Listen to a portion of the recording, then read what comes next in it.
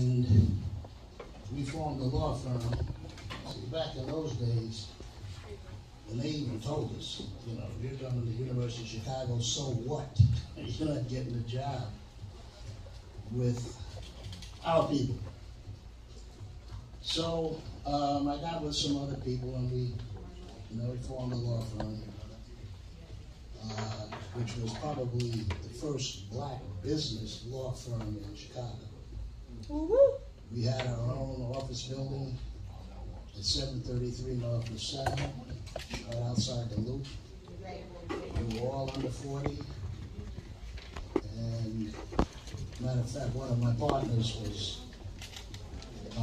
he was considered one of the top 100 CPAs in the country, black all right. Most of our clients, need to say, were the other folk. We did not have as many of us as we would like to have had. Let's say as we would like to have had now. But back in the day, we really didn't care one way or the other. You had to pay, and you couldn't pay, see you later. So in my retirement years, I decided that one of the things that, you ask yourself, you say, why am I here? What is my purpose in life? And then I realized my purpose in life was not what I was doing or what I had done. So I met some people, including this young lady here. And I decided, capitalism is a game. And you can't play the game if you don't know the rules of the game. And you can't learn the rules if you don't know the language. So it's my job to teach us the language. Now, I don't want you to get too corrupted by what she told you.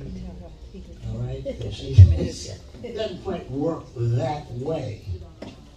But what she wants me to talk about is Section 502 of the Internal Revenue Code. And by the way, we give workshops on this. So we're going to give you a little taste of the workshop on not-for-profits and the 502. I might talk a little bit about the 501c2 as well. What the 502 is, people, and we don't understand this, we don't know this, but you do know this. And when I tell you that you know about it, according to Section 502 of the Internal Revenue Code, for a nonprofit entity can own a for-profit.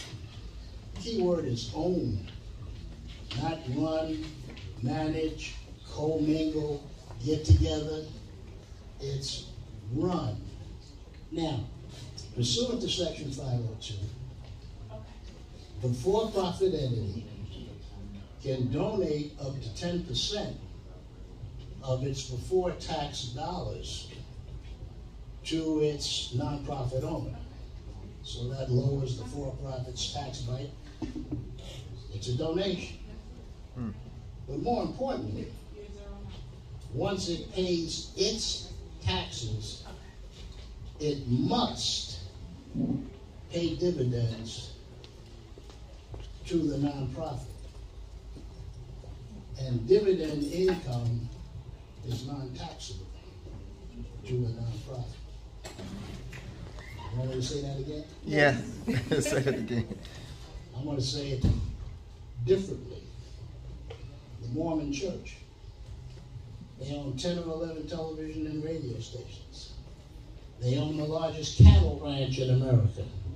When you go to a restaurant, the odds are 80% that the beef, the steak you get, came from their ranch. They also own theme parks. And they have people, you have to tithe when you become a Mormon. They really don't need the money. non-taxable income here. Rental income is also non-taxable to a nonprofit. The Catholic Church, they own tons of real estate. So let's bring it on down to a simple example. Let's take the church. Every Friday, the church has fish fry. And people come in and they have fish. It's a violation of the church's 501c3. They're not in the business of serving food. Nonprofits are non-taxable because they're not supposed to be doing things that compete with a potential for-profit business. But here's how they get around it. There's nothing to prevent the church from starting a catering business that's owned by the church. And the church rents the space to the catering business that they own. The catering business serves the public. The dividends go to the church, including the rental income for use of space. They've accomplished the same thing, haven't they? But you gotta know the rules. Another example. Churches like to spend a lot of money on the edifice. Look at my church. Well, who's got to pay for the church? Even after you have the money together and you build it, you still have to maintain it, right? Well, what if instead of having a fundraiser to build the church, a building fund, what's to prevent you from having a fundraiser to go into the business of rental property? Now, you got all of these houses, like we're putting one together now for a nonprofit that's going to have a relationship with the Veterans Administration, where they're going to give them people that need housing. So now we've got income, don't we? Mm-hmm. Can we use that income to build our church? Sure. Sure. Do we have additional income to maintain the church? Yes. Yeah. One of the things that we are taught, they teach us the American way, how to succeed in America, get a good education, get a good job, work for us, buy a house, have a mortgage, retire, and we'll take care of it. See what's happening to some of these pension plans, right? But suppose, instead of buying that house, you bought a 4th flat. Okay? Back in the day, I had a client who used to buy a 4th flat every 6 months, owner-occupied. Because they didn't have rules where you had to stay in there for a long period of time. So when he got 16 units, then we did what is known as a 1031 exchange, which is another class, where he exchanged it his 4 4s for a 16 unit. And pursuant to 1031, he didn't have to pay tax on the money that he had to get in order to sell the property. That's, as I said, it's another class. So, suppose now you have, if you understand the purpose of money, which we don't. We're taught you're supposed to spend money. Who are the biggest consumers? We are. We buy stuff. Man, look, man, new Cadillac, brother. You know what I'm saying? Yeah. Okay. Sure look good, my man. Okay. But what if we understood that you want to maximize passive income instead of earned income? Salaried people pay more taxes than people who are rich. That's why they don't pay any taxes, because it's passive income. It's a whole different tax thing. When you talk about LLCs, which is another story, people just got LLCs, they don't know what they were doing. In another class. You see? So, I will give you another example of what I'm supposed to talk about. We developed a nonprofit horticulture, Well, they ended up with a restaurant that bought the vegetables that they own. The restaurant made money because it was feeding the community. Dividends had to go back to the not-for-profit. Now, what's the advantage of a not-for-profit not having to get a grant for its administrative overhead? They don't want to give you any money for it. They say, well, how much of our money are you going to use for administration? But what if you can tell them, well, we got that covered? You think you'll get a grant? Because they know all of their money will be used to further your exempt purpose.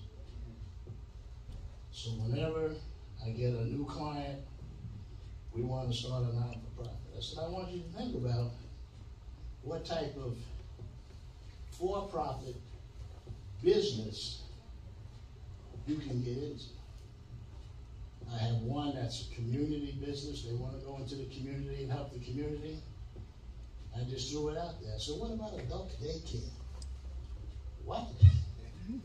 So now they're thinking about, well, maybe that ought to be our for-profit. You see? And if you think one step ahead, when you put your nonprofit together, the object is to be self-sustaining. Now, can anybody tell me the difference between a for-profit and a nonprofit in it? One makes money. Try and answer it once. One makes money, and one basically donates its services. Right? See? Gotcha. Mm-hmm. Nothing, brother. Mm-hmm. They're both businesses. Gotcha. And they better operate and function as businesses, or they're out of business. Gotcha. The only difference is the money that they make, and they better make some. Where it goes? With a for-profit goes to the shareholders. With a non-profit, it has to be used in furtherance of the exempt purpose. How much money do you think the guy who runs United Way makes? Hello? $478,000 a year. Okay. I thought he made more than that. That's the first tier. Fringe benefits. I forgot Yes. about that. Okay? And that's where we make the mistake. That's why you want to hire competent folk to run your nonprofit and your for-profit, because they're both businesses and the rules are the same. Am I making myself clear? Yes. Yes. No doubt. Everybody with me? Yeah. Yep. Yes, sir. All right. Now, there's this other sweetener that nonprofits have with structured problems. And that's pursuant to section 501C2. Now remember, the for-profit is 502. Whenever whenever you hear 501, it says, ding, nonprofit, something. Okay? The National Football League is a nonprofit. Most people's minds. Most of your golf courses, nonprofit. 501c2. Let's take, and I love to go back to churches because when I wind this up, I'm going to give you one final example involving churches. But you got to church, Sunday morning, folks rocking and rolling. Susie falls down and hits her head. She goes to see the, let's say, money-hungry lawyer on Monday. I had to be careful of what I was going to call him, right? And say, I want to sue the church. I fell down. Lane. And he got carried away and, busted my head. He says, well, okay, well, let's see what they have. Well, they have a building, they got pews, they got assets, they got a business. Oh, yeah, I'll take your case. Because they have assets, right? Section 501, C2's sole purpose is to hold title to the assets of a 501c3. And because the 501c2 has no dealings with the public, it's never going to be sued. For what? That business you got over here, the shareholders, is held for the benefit of the 501c3 by the 501c2. It's a trust. And it's got one member.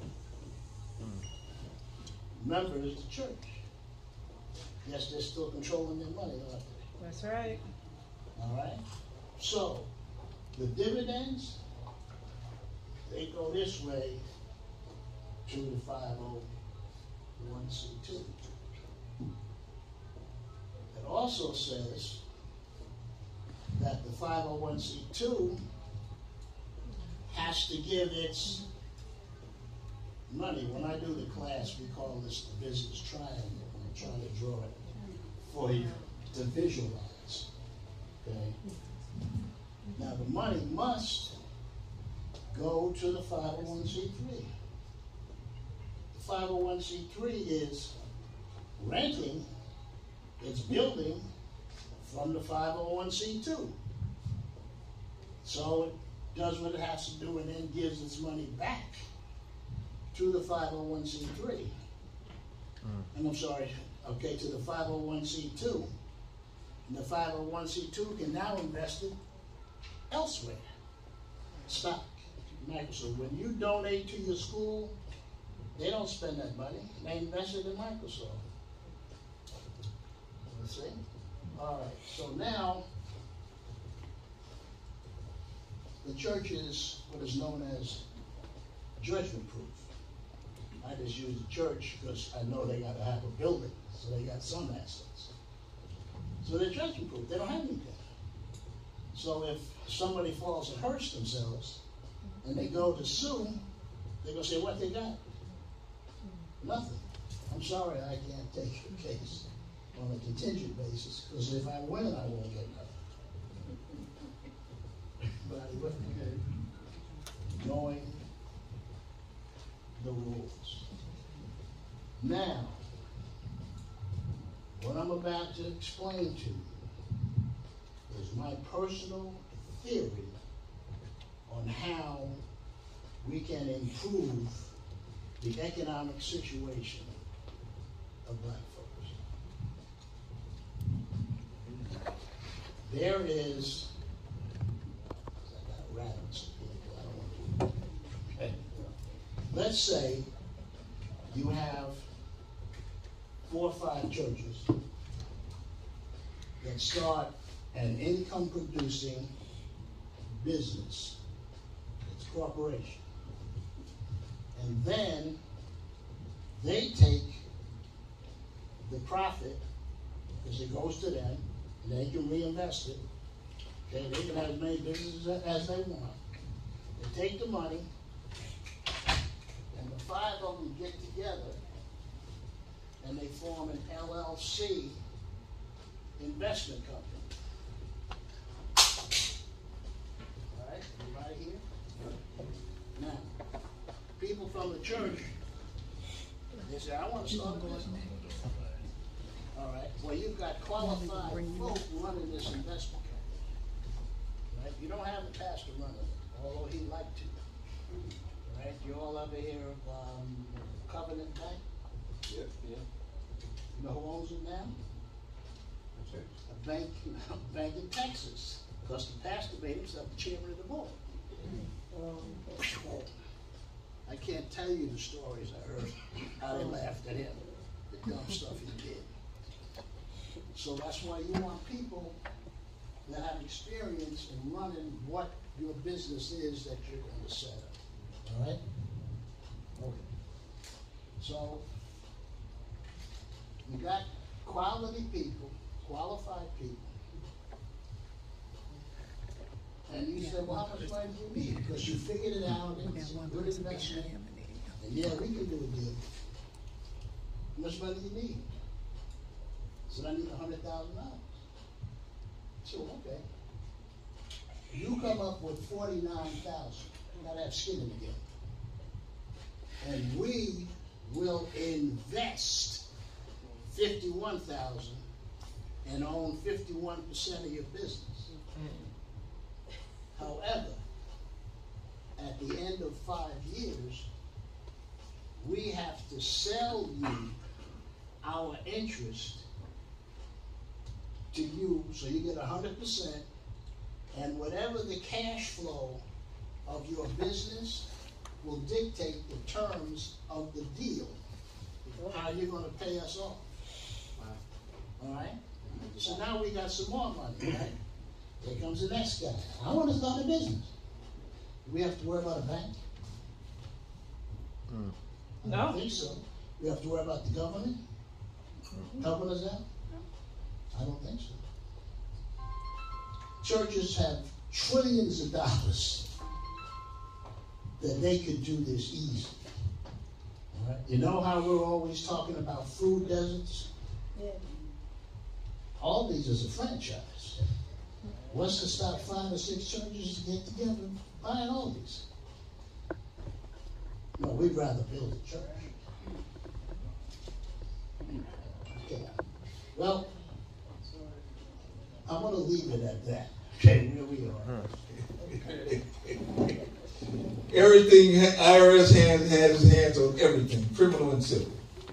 Criminal and civil. There's certain IRS documents that you can make the judge responsible of the case because it's all dealing with revenue. So when you fill out a certain document and make the judge what is called a fiduciary, you say, huh? Can you do that? When there's a certain document to fill out, it asks you the courthouse name and the judge's name. But you don't say judge, you put him in his proper person. When you file that and make the judge a fiduciary, then you give his notice that he's the fiduciary. Guess what he's going to do with the case? He's going to dismiss it. Because he don't want to eat that judgment. Then there's another document. I'm going to give you the document number. 8832. That's one of the documents. The other document is called a 56. And when you properly fill, I can give you all the documents, but if you don't know how to fill them out, that's another question. But all this stuff we teach in the network. So what is the number one thing if you owe property that you got to pay? Taxes. What kind? Property taxes. What if I tell you put that property in a trust, guess what you avoid? Paying for it? Not only paying the taxes, you put it in an international trust, therefore the court doesn't have jurisdiction, state, federal, county. There's documents for that. These documents. Why do you think your governor is a multi-billionaire? Guess what he operates out of? A trust. A trust. Guess what's on the back of your dollar? In bold letter. It's a trust. It's a trust, family. So in the network, we teach you to get familiarized, and we give you documents. Then when you actually pay and say, hey, we want to hire you to do it, we put the documents together. Excuse me, before you go further, I am so interested in what you just said that how do I get to put my property right now in a trust? How do I do that? Sign up with Smart People Network. That's a good one. That's how it starts. No, this is where we come in. Yeah. This is where the smart people are. We network and get things done so you can be protected. Sign me up. Yeah. So this is just one of the many things that I do. If you got a civil case, I can tell you if they got the biggest judgment, make the judge a fiduciary. Watch that case goes away. If it's a criminal case, watch that case go away. Guaranteed. So that's what happened in the Jesse Smollett. They made you judge a fiduciary. They sealed the file, and he holds it. He carries it everywhere you go. And at the end of the day, you can look up this article. Well, we made this one Pacific judge a fiduciary. Every case he got. He got that IRS bill for over $400,000. He's stuck with it. Now the question is of his judgeship now, since he owes the IRS this type of money. So there's so many things that they know they're learning, because keep in mind they have what is called judicial school. I think I was talking about Rodney, one of the judges that we did this to, brother, his neighbor, his friend. We did this to the judge. He's like, man, why didn't you tell me before? But we warned you. So he's got an IRS bill. And, but now that they know, so they have this conversation in judicial school and they're training. You get this, you better know what to do with it. So all this we teach in the Smart People Community Network. So come on, be a part, and from there we can walk you through some many courses so you can understand. When we say financial freedom, you'll learn that. And from there you can set it up for your family and put everything in trust. And therefore you're protected. So that's all I have. Yeah. Thank you.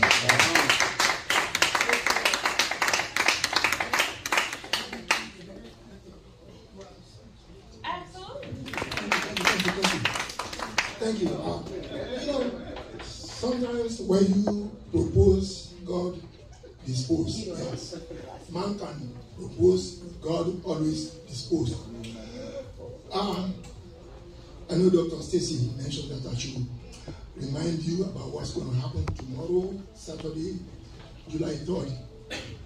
We know in Chicago there's going to be a big event tomorrow, especially the Sabu petition rally, which is going to be big on Lakeshore Drive. So if you're going to drive around here, be careful, because anywhere from 11 o'clock to 2 o'clock is going to be blocked.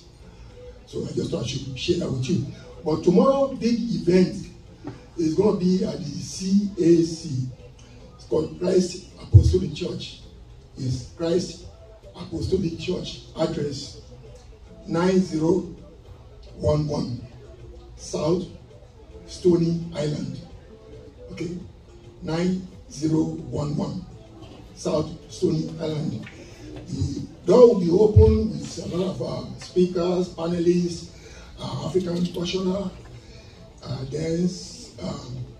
then a keynote speaker, which we know is going to be Congressman Danny Davis, already confirmed. We know there's going to be Cook County Board President Tony Brenkwinkle, already confirmed. So get ready to have a good time tomorrow. If you are here tonight and you have not registered online, please do. Thank you. Thank you, and good evening. Normally, I don't like to introduce myself. I'll just give you my name, EWA, Dr. Iwa Chicago. If you want to know about me, just Google and read about me. I don't have to talk to you about that. I have served for 17 years as the Chief Financial Officer of the state of Illinois. I served Obama in his cabinet for 8 years as his political advisor on immigration and public policy. I ran his campaign for the Senate as well as for the presidency. When he left Chicago and went to Washington, I was supposed to go with him. However, I told him, you can go to the White House, I'll stay in the BLAQ House. So my house is the BLAQ House, and his Washington is the White House. One of the things, honestly, I wasn't even sure that I was going to be saying anything. One of the things I wanted you to understand and know exactly is that in state government, in city government as well as the county, I have served Tony Kawinko's office, I have served the mayor, I have served the governor. We get frustrated when we are looking for something from government entities. My advice is always this: do not give up. That's right. Do not give up, because it's a lot of bureaucracy. The second thing I tell folks, especially black folks like you and I, is this: please, as much as you can, acquire as much education as you can. I have a daughter who is a doctor, the other one is a lawyer, and my son is a businessman. I want to advise you to please instill this in your children. There is no profession which is of no value. Remember what I said. Every profession has value. Whether you are a janitor, a hospital administrator, an engineer, if you find the right connection to your profession in terms of money and progress, the sky is the limit. The only reason why we fail to progress is we don't investigate ourselves internally to know exactly what we should be doing with our profession. COVID has taught us a lot of things. I've been sitting working for the governor for the past 1.5 years in my house. I tell my staff, go to work for 2 or 3 days, 2 days in a week. And what do? The same amount of time and energy you spend in the office is the same amount of time you spend at home working. And guess what? You are even more progressive. You are even more productive in your house than over there. Mm-hmm. Amen. Amen. Amen. So, 2 things. Don't give up when you get frustrated. For those of you who are looking for jobs, when I got my job with the city and the county and the city or whatever, sometimes I send out approximately 100 resumes. How many will I get for interview? Maybe 1 or 2. But do you know what I believe in? Destiny. If the time comes for you to be the governor of this state, if the time comes for you to be the president of this nation, it may not happen today. It may not happen in 1 year. But if God says it's your time, my brothers and sisters, it's your time to make it. So now don't give up. I go around teaching economic development to people.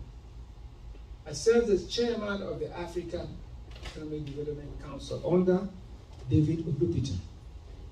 Up to today, I have that profession. By the way, I received a PhD at the University of Illinois in public policy and economic development. Wow. That's right. Yes. So that I know what the heck I'm talking about. For those of you who get frustrated with the government, please, don't give up. I did not believe Barack Obama was going to be the president of this country. Honestly. Because he and I were in Springfield. the first legislation that I set out to assist hair braiding associations in Chicago was sponsored by Barack Obama. And that is why I became his chairman for the Senate and the presidency. So please, don't give up. Black folks are as intelligent as anybody, if not better. Come on. That's right. If not more. So when anybody tells you you can't, just tell him what Obama says. Yes, we can. Thank you, and God bless you.